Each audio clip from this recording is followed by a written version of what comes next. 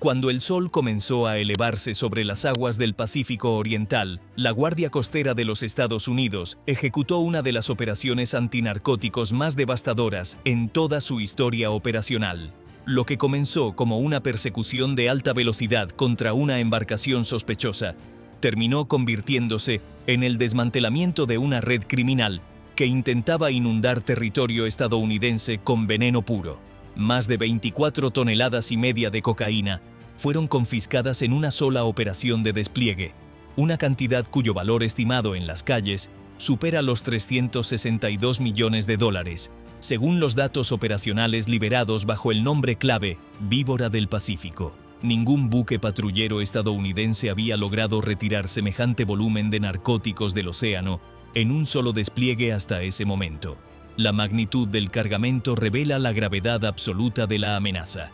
Si esas drogas hubiesen alcanzado suelo estadounidense, habrían abastecido a innumerables redes de distribución, alimentado escaladas brutales de violencia urbana y generado oleadas masivas de sobredosis mortales en decenas de estados del país. Los analistas federales advierten que las ganancias financieras derivadas de ese único cargamento habrían fortalecido severamente a múltiples organizaciones criminales transnacionales activas en Colombia y Ecuador, permitiéndoles expandir su alcance territorial, modernizar su infraestructura operativa y reforzar su capacidad letal. Interceptar este envío en alta mar fue considerado un golpe estratégico crucial para destruir la cadena de suministro antes de que pudiera generar cualquier impacto sobre las comunidades americanas. Permanece con poder militar para conocer el desglose completo de cómo este cargamento masivo fue detenido en medio del océano. En el centro de esta operación, todo comenzó con un solo contacto detectado en el borde de un corredor de tráfico que la Guardia Costera había estado monitoreando durante años. En las primeras horas de la mañana, justo después del decomiso inicial que dejó atónitos a los analistas federales, los equipos de vigilancia aérea detectaron una embarcación de alta velocidad desplazándose en un patrón consistente con operaciones de contrabando de largo alcance. La nave viajaba sin señal de identificación activa, una violación clara de las normas marítimas internacionales, y su trayectoria coincidía casi perfectamente con rutas históricamente utilizadas por grupos criminales que operan desde las costas de Colombia y Ecuador. Para los estándares de vigilancia de la Guardia Costera, estos indicadores fueron más que suficientes para activar un análisis más profundo. Utilizando inteligencia recopilada durante las semanas previas, los analistas correlacionaron la velocidad y dirección de la embarcación con varios avistamientos anteriores que habían sido marcados como posibles intentos de contrabando. Esta correlación, combinada con la ausencia inusual de datos de transpondedor, llevó a las autoridades a clasificar el objetivo como de alto riesgo inmediato. En cuestión de minutos, un helicóptero MH-65 Dolphin despegó desde la cubierta de un buque cercano, dirigiéndose directamente hacia la embarcación sospechosa. Al mismo tiempo, lanchas de respuesta rápida se posicionaron estratégicamente para bloquear cualquier ruta de escape posible. Cada movimiento seguía procedimientos establecidos diseñados para interceptar a los traficantes antes de que pudieran transferir su carga o desvanecerse en aguas internacionales. Cuando el helicóptero se aproximó, las tripulaciones confirmaron contacto visual directo. La embarcación mostraba señales comúnmente asociadas con transporte de narcóticos, compartimientos reforzados, distribución irregular del peso y maniobras evasivas agresivas. Una vez que quedó claro que estaba siendo seguida, la Guardia Costera emitió advertencias y ordenó a la embarcación detenerse de inmediato, pero los operadores continuaron a máxima velocidad, un comportamiento que reforzó aún más la evaluación de que transportaban carga ilegal a bordo. Después de varios intentos de fuga, la embarcación fue obligada a reducir su velocidad cuando un buque cortador logró colocarse exitosamente en su trayectoria. Una vez que los equipos de abordaje pisaron la cubierta, la evidencia apareció con rapidez brutal. Los oficiales abrieron el primer compartimiento oculto e identificaron inmediatamente ladrillos compactos envueltos en capas protectoras, típicos de los cargamentos de cocaína que se mueven a través del Pacífico Oriental. La inspección adicional descubrió pilas adicionales almacenadas por todo el casco de la embarcación. Las pruebas de campo confirmaron que la sustancia era cocaína de alta pureza. Aunque la cantidad encontrada en esta primera embarcación era significativa, Lo que más importaba a los investigadores era lo que ese cargamento representaba: el inicio de una ofensiva coordinada hacia los Estados Unidos por parte de varias empresas criminales transnacionales. El descubrimiento se alineó perfectamente con las evaluaciones de inteligencia previas de la Guardia Costera, que indicaban que grandes organizaciones habían estado preparando un movimiento masivo de narcóticos. Los analistas que revisaban rastreos satelitales, datos de comunicaciones y movimientos sospechosos de embarcaciones vieron un patrón formándose mucho antes de que la intercepción tuviera lugar. El Pacífico Oriental se había convertido en una zona de tránsito preferida para redes criminales debido a su vasta distancia y tráfico marítimo limitado en ciertas áreas. Esto permitía a los contrabandistas mover grandes cantidades con riesgo reducido, confiando en velocidad y ocultamiento en lugar de cadenas logísticas complejas. La importancia de la primera intercepción creció rápidamente a medida que llegaban datos adicionales. Las autoridades encontraron marcas en los paquetes consistentes con grupos que operan tanto desde la costa del Pacífico de Colombia como desde los corredores del norte de Ecuador. Estos identificadores son frecuentemente utilizados internamente por los cárteles para rastrear propiedad del producto, nivel de pureza y derechos de distribución. Para los investigadores, esto fue una pista crítica. Significaba que la embarcación no era un intento aislado, sino parte de un sistema estructurado diseñado para mover cargas masivas de manera eficiente. De hecho, varios de los símbolos coincidían con inteligencia recopilada de decomisos en años anteriores, sugiriendo que redes de larga data estaban volviéndose más agresivas. Si crees que esta operación cambió las reglas del juego, dale me gusta y activa la campana para no perderte ningún detalle de cómo terminó esta cacería. Lo que emergió de esta única detención fue una imagen más clara de cómo los traficantes estaban intentando adaptarse. En lugar de enviar pequeños cargamentos frecuentes, los grupos criminales estaban cambiando hacia operaciones menos frecuentes pero mucho más grandes, esperando que una sola entrega exitosa pudiera reponer meses de ingresos. Esto hacía cada embarcación más peligrosa y más consecuente, tanto financiera como operacionalmente. El riesgo para los cárteles era mayor, pero también lo eran las ganancias potenciales. Las autoridades federales reconocieron que si se permitía que esta oleada continuara sin control, varias toneladas de cocaína podrían alcanzar los Estados Unidos en un periodo corto de tiempo. Les habíamos advertido: dejen de enviar veneno a nuestro país. La primera intercepción, por lo tanto, sirvió como punto de inflexión. Validó la necesidad de una campaña marítima más amplia y más agresiva. Demostró que la inteligencia recopilada a través de múltiples agencias estaba convergiendo en la misma conclusión. Una operación extensa estaba en marcha y los traficantes se estaban preparando para una ofensiva importante. Con esa confirmación, el liderazgo federal autorizó una respuesta expandida, transformando una sola interdicción en lo que se convertiría en la Operación Víbora del Pacífico, un esfuerzo coordinado que involucraba buques cortadores, aeronaves, analistas y socios internacionales. Lo que comenzó como una observación rutinaria evolucionó hasta convertirse en la base de una de las campañas antinarcóticos más grandes que Estados Unidos había conducido en años. Y desde ese momento en adelante, la misión cambió de identificar amenazas a desmantelar una cadena de suministro completa. El primer decomiso hizo mucho más que confirmar la presencia de cocaína en una sola embarcación. Cuando los analistas comenzaron a revisar las marcas encontradas en los paquetes y a cotejarlas con interdicciones anteriores, surgió un patrón que apuntaba directamente a dos zonas principales de producción: la línea costera del Pacífico de Colombia y los corredores del norte de Ecuador. Estas dos regiones han sido identificadas durante mucho tiempo como fuentes primarias de cocaína de alta pureza, pero lo que destacó en este caso fue la consistencia del etiquetado y la escala sugerida por el método de empaque. La evidencia indicaba que el producto provenía de instalaciones bien establecidas, operadas por grupos con capacidad para mover grandes cantidades a través de aguas internacionales. Mientras los investigadores continuaban examinando los datos, descubrieron que el método de envío estaba lejos de ser simple. La ruta descubierta no era un camino lineal único, sino un sistema de múltiples capas diseñado para minimizar la detección en cada etapa. Las evaluaciones de inteligencia señalaron que los traficantes utilizaban una combinación de lanchas de alta velocidad, embarcaciones de perfil bajo construidas para deslizarse justo por encima de la línea del agua y puntos de relevo posicionados lejos de la costa. Estas embarcaciones fueron diseñadas para sigilo, velocidad y resistencia de largo alcance, permitiéndoles moverse a través de áreas vastas y ligeramente monitoreadas del Pacífico Oriental sin atraer atención. El análisis adicional reveló que los grupos detrás de estos envíos operaban más como corporaciones internacionales que como pequeñas organizaciones criminales.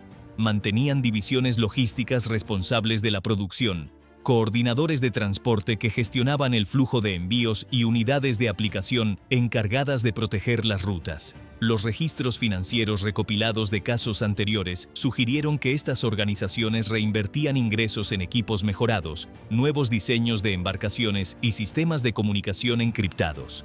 El nivel de organización era más que táctico, era estratégico, demostrando planificación a largo plazo y la capacidad de cambiar recursos rápidamente cuando fuera necesario. Estados Unidos había observado patrones similares en años anteriores, pero la inteligencia recopilada después de la primera interdicción proporcionó una imagen más clara de cuán avanzadas se habían vuelto estas redes. Los datos de comunicación indicaron que algunos grupos monitoreaban sistemas meteorológicos, horarios de patrullaje de la Guardia Costera y brechas en la vigilancia aérea para identificar ventanas ideales para el movimiento. En ciertos casos, desplegaban embarcaciones señuelo para desviar la atención de las lanchas principales que portaban la carga. Estas tácticas reflejaban una comprensión profunda de las operaciones marítimas estadounidenses y subrayaban la necesidad de una respuesta más amplia. Comparte este video si quieres que más personas sepan cómo se defiende realmente una nación en alta mar. Víbora del Pacífico inicialmente comenzó como un esfuerzo de monitoreo, destinado a identificar tendencias y evaluar la escala de actividad. Sin embargo, una vez que los analistas vieron la consistencia de las marcas y la estructura de las rutas, la misión se expandió. Lo que había comenzado como observación rutinaria se convirtió en interrupción activa. Las autoridades federales concluyeron que las redes se estaban preparando para una oleada masiva, un intento de mover cantidades significativamente mayores de cocaína dentro de un período corto. La profundidad de la cadena de suministro significaba que una sola intercepción no sería suficiente. Múltiples interdicciones coordinadas serían necesarias para colapsar toda la tubería. A medida que las agencias compartían inteligencia, se formó una imagen operacional más clara. Las imágenes satelitales destacaron grupos de embarcaciones sospechosas que partían de puntos similares a lo largo de las costas colombiana y ecuatoriana. Las interceptaciones de comunicaciones sugirieron que varias organizaciones criminales estaban cooperando, agrupando recursos para aumentar la eficiencia y reducir el riesgo. Esta colaboración fue notable porque los grupos de cárteles típicamente operan de manera independiente o en competencia directa. Las operaciones conjuntas indicaban un intento de escalar la producción y distribución más allá de su alcance habitual. La estructura de la red también explicó por qué la primera interdicción había ocurrido cuando lo hizo.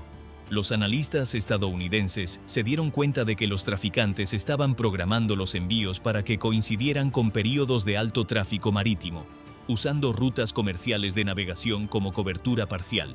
En otros casos, explotaban zonas remotas donde la frecuencia de patrullaje era menor, confiando en velocidad e imprevisibilidad para pasar. Estos métodos eran consistentes con operaciones de contrabando de alto nivel que dependen de planificación logística sofisticada. La evidencia acumulada dejó pocas dudas. Los Estados Unidos enfrentaban un esfuerzo marítimo coordinado diferente a cualquier cosa vista en años recientes. Las organizaciones criminales involucradas habían desarrollado un sistema que podría entregar cantidades masivas de narcóticos si se dejaba sin control. Esta comprensión llevó a las autoridades federales a cambiar de recopilación de inteligencia a interdicción activa. En lugar de esperar a que aparecieran embarcaciones individuales, la misión ahora tenía como objetivo interceptarlas sistemáticamente. Desde ese punto, la Operación Víbora del Pacífico ya no era un esfuerzo de vigilancia pasiva. Se convirtió en una campaña dirigida diseñada para atacar múltiples puntos a lo largo de la red. Los analistas predijeron que si Estados Unidos podía interrumpir suficientes envíos planificados, el impacto financiero desestabilizaría la cadena de suministro y detendría más movimientos. Con ese objetivo establecido, la Guardia Costera y sus socios se movieron hacia la ejecución de una serie de interdicciones que finalmente totalizarían 15, cada una golpeando un nodo diferente de la estructura de tráfico. El descubrimiento realizado en la primera interdicción había revelado una red mucho más grande y más organizada de lo que se creía inicialmente. Ahora, con confirmación en mano, los Estados Unidos se prepararon para escalar. La siguiente fase sería decisiva, y los resultados remodelarían la trayectoria de toda la operación. Durante 6 semanas completas, el Pacífico Oriental se convirtió en el territorio de caza de la Guardia Costera de los Estados Unidos. Después de que el primer bote de contrabando fue detenido en medio del océano, la Operación Víbora del Pacífico comenzó y nunca se detuvo. Barcos estadounidenses, helicópteros y aviones trabajaron juntos día y noche, y al final, 15 embarcaciones de contrabando diferentes fueron capturadas. Cada una de ellas transportaba cocaína desde América del Sur hacia los Estados Unidos. Cada una de ellas fracasó. Los grandes buques cortadores, de más de 120 metros de largo, llevaban los nombres James, Monroe, Bertholf, Stratton, Mohawk y otros. Navegaron durante semanas sin regresar a ningún puerto. En sus cubiertas, helicópteros despegaban y aterrizaban constantemente. Cortadores más pequeños que pueden superar los 70 km por hora corrían en los flancos y al frente. Por encima de todo, grandes aviones P-8 de la Marina y aviones C-130 de la Guardia Costera volaban largas patrullas y observaban el mar con cámaras especiales que pueden ver en la oscuridad y a través de las nubes. Todas las imágenes e información se enviaban inmediatamente a un centro en Florida y desde allí directamente a cada buque estadounidense que estaba cazando. Cuando una embarcación parecía extraña o se movía en el lugar equivocado, el cortador más cercano recibía la posición exacta y comenzaba a moverse a máxima velocidad. Cuéntanos desde dónde nos ves y qué opinas de esta operación. Déjalo en los comentarios. Los contrabandistas intentaron cada plan que tenían, pero nada fue lo suficientemente bueno contra los equipos estadounidenses. Lejos en el mar, casi 2.500 kilómetros de tierra, una lancha rápida con 3 grandes motores navegaba sin luces. Iba a más de 75 kilómetros por hora y creía que la noche la protegería. Un helicóptero del cortador Stratton la encontró fácilmente. El tirador dentro del helicóptero disparó solo 3 veces. Cada bala impactó uno de los motores. En segundos, la embarcación dejó de moverse. Los 4 hombres a bordo levantaron las manos de inmediato. El equipo de la Guardia Costera encontró casi 2 toneladas de cocaína empacada en plástico y llevó todo de regreso al gran cortador. Algunas noches después, el cortador Mohawk navegaba en completa oscuridad cuando sus cámaras vieron algo muy extraño. Una forma larga y baja casi debajo del agua. Era uno de los famosos semisumergibles narco que los cárteles construyen en la selva. Estas embarcaciones son muy difíciles de ver porque permanecen tan bajas. 2 pequeñas lanchas rápidas dejaron el cortador inmediatamente y alcanzaron la embarcación contrabandista en minutos. Los hombres en la embarcación contrabandista intentaron abrir agujeros para que su embarcación se hundiera rápidamente con todas las drogas. El equipo de abordaje estadounidense trabajó más rápido. Abrieron las puertas secretas, sacaron más de 4 toneladas de cocaína y transportaron los paquetes a sus propias embarcaciones antes de que el submarino narco desapareciera bajo las olas para siempre. En la 11ª intercepción, los cárteles intentaron ser inteligentes. Enviaron 3 lanchas rápidas que se veían exactamente iguales. 2 embarcaciones no tenían drogas y corrían muy rápido en diferentes direcciones. La tercera embarcación en el medio llevaba más de 3 toneladas e intentaba escapar silenciosamente, mientras los estadounidenses estaban ocupados con las embarcaciones vacías. El plan parecía bueno en papel, pero fracasó completamente. Los comandantes estadounidenses vieron todo desde los aviones arriba. Enviaron helicópteros tras las 2 embarcaciones vacías y cortadores rápidos tras la real. En menos de 30 minutos, las 3 embarcaciones fueron detenidas. Los hombres a bordo fueron arrestados y toda la cocaína fue tomada. Muchas veces, Cuando los contrabandistas entendieron que no podían escapar, intentaron destruir las drogas. Arrojaron cientos de paquetes al mar, pero las pequeñas embarcaciones de la Guardia Costera seguían con luces potentes y recolectaban casi todo lo que flotaba. Algunas tripulaciones vertieron gasolina sobre la cocaína e intentaron quemarla. Los bomberos estadounidenses de los grandes cortadores llegaron rápidamente y detuvieron el fuego antes de que se perdiera demasiado. En un caso, salvaron más de 900 kilos que ya estaban ardiendo. Otros capitanes abrieron grandes agujeros en sus propias embarcaciones para hundirlas rápido y ocultar las habitaciones secretas. Incluso entonces, los equipos estadounidenses permanecieron en las embarcaciones que se hundían, abrieron los lugares ocultos y transportaron las drogas a un lugar seguro antes de que las embarcaciones se hundieran. Suscríbete a Poder Militar para seguir viendo operaciones que los medios tradicionales no te muestran. Algunas noches el océano estaba agitado y el viento era fuerte, pero los helicópteros y barcos estadounidenses siguieron trabajando. Las tripulaciones en los cortadores dormían solo unas pocas horas y luego regresaban a sus posiciones. Todos sabían que cada embarcación que detenían significaba menos veneno en las calles estadounidenses. Después de 6 semanas, la operación terminó. Todos los cortadores regresaron a Port Everglades en Florida. Los números finales fueron más grandes de lo que nadie esperaba. 24 toneladas y media de cocaína pura sacada del agua, más de 360 millones de dólares que los cárteles nunca verían, 58 traficantes de drogas arrestados y esperando juicio, y 15 embarcaciones confiscadas o hundidas en el mar. Esto no fue solo buena suerte.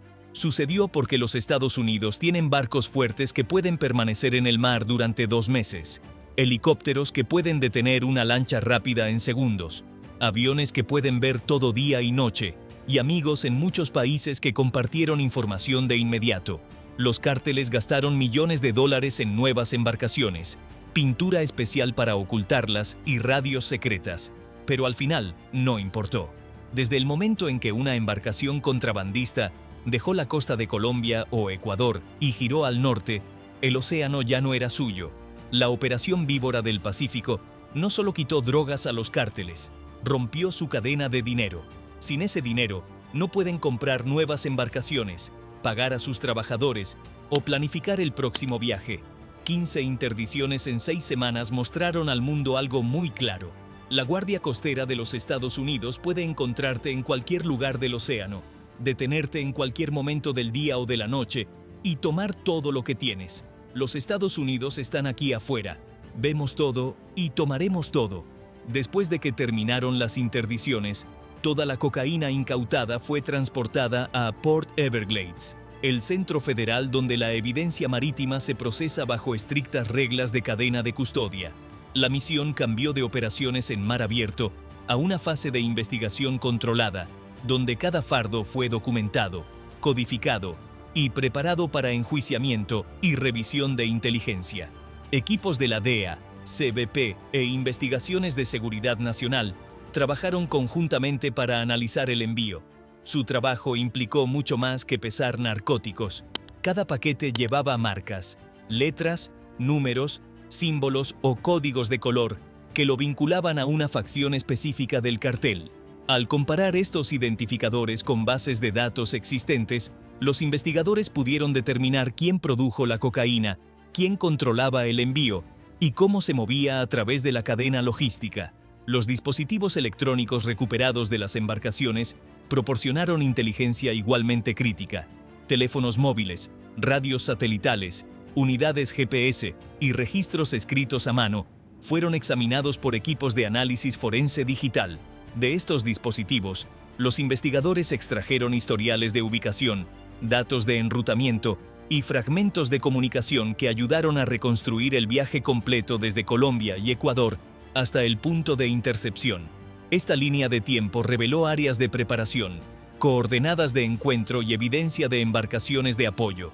Un descubrimiento clave surgió de los patrones GPS. Varias embarcaciones habían partido de América del Sur casi al mismo tiempo, indicando un intento coordinado de empujar múltiples envíos hacia el norte. Esta estrategia habría abrumado las patrullas limitadas, pero la vigilancia expandida de Víbora del Pacífico permitió a los Estados Unidos interceptar cada embarcación involucrada. Las pruebas de laboratorio de la cocaína confirmaron niveles consistentes de pureza vinculados a los principales sitios de producción del cartel. Esto demostró que la carga de 24 toneladas y media no era el trabajo de un solo grupo, sino un esfuerzo de múltiples organizaciones diseñado para saturar el mercado estadounidense antes de un pico de demanda estacional. Cortar el envío previno cientos de millones en ingresos del cartel que habrían financiado armas, reclutamiento y expansión territorial. Lo que emergió en Port Everglades no fue solo contrabando incautado, fue una imagen completa de inteligencia de una red de tráfico coordinada. Los investigadores ahora podían mapear el sistema, identificar sus vulnerabilidades y anticipar rutas futuras. La evidencia mostraba que la cadena logística había colapsado mucho antes de alcanzar suelo estadounidense.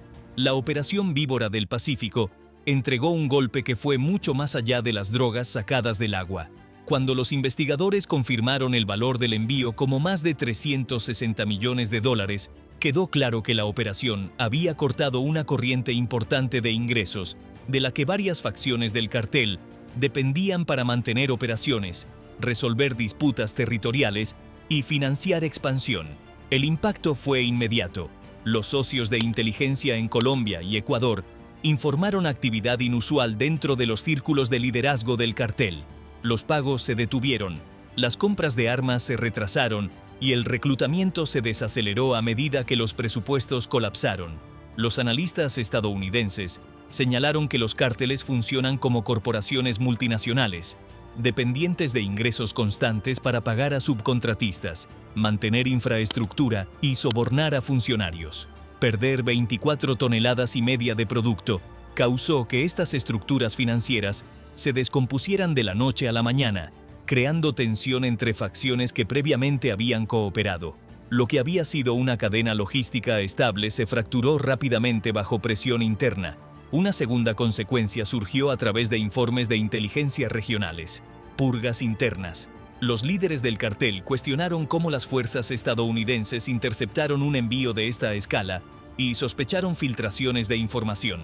Esto desencadenó represalias, cambios de liderazgo y disrupciones operacionales, debilitando aún más a las organizaciones ya golpeadas financieramente. Los funcionarios estadounidenses enfatizaron que la misión hizo más que detener un envío. Socavó la base económica de la que dependen los cárteles para construir nuevas rutas marítimas, financiar embarcaciones de bajo perfil y mantener redes de soborno. Sin financiamiento fuerte, su capacidad para sostener tráfico de larga distancia se debilitó significativamente. La inteligencia recopilada durante la operación reveló no solo la ruta utilizada, sino también planes para expandirse a nuevas zonas de tránsito. Con esta información ahora en manos estadounidenses, las agencias federales obtuvieron valiosa perspectiva sobre futuras estrategias del cartel, permitiendo una aplicación marítima más dirigida. La operación también cambió el entorno de seguridad regional. Las naciones asociadas vieron que los grandes envíos coordinados podían ser interceptados en alta mar, fortaleciendo la posición de Washington de que la interdicción temprana es esencial para la seguridad nacional. Varios gobiernos aumentaron las patrullas y el intercambio de inteligencia como resultado directo. Por encima de todo, Víbora del Pacífico envió un mensaje: los cárteles ya no pueden asumir que sus redes marítimas son intocables. Los Estados Unidos demostraron que la integración de inteligencia y la fuerza marítima pueden desmantelar incluso los sistemas de tráfico más sofisticados. Una cadena de suministro importante colapsó antes de alcanzar aguas estadounidenses, remodelando el panorama de amenazas en toda la región. La Operación Víbora del Pacífico termina con una pregunta que alcanza mucho más allá de la línea costera. ¿Cómo debería América defenderse contra amenazas que se forman a miles de millas de distancia? La incautación de 24 toneladas y media de cocaína hace un hecho inconfundible. Si este envío hubiera alcanzado los Estados Unidos, habría alimentado violencia, adicción y expansión criminal en múltiples ciudades.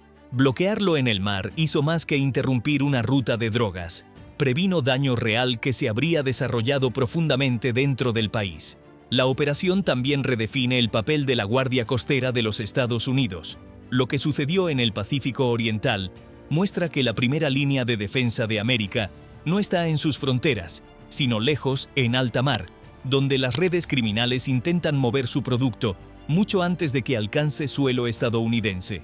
La capacidad de interceptar, coordinar entre agencias y trabajar estrechamente con socios regionales demuestra un nivel de capacidad que los adversarios subestimaron. Víbora del Pacífico es un recordatorio de que la seguridad nacional comienza mucho antes de que el peligro alcance las comunidades estadounidenses. También plantea una responsabilidad más amplia: sostener las asociaciones, la inteligencia y la presencia marítima necesarias para prevenir el próximo intento. Si crees que proteger a América comienza mucho antes de que estas drogas lleguen a nuestras ciudades, comparte tus pensamientos y suscríbete a Poder Militar para más verdades que los medios convencionales a menudo pasan por alto.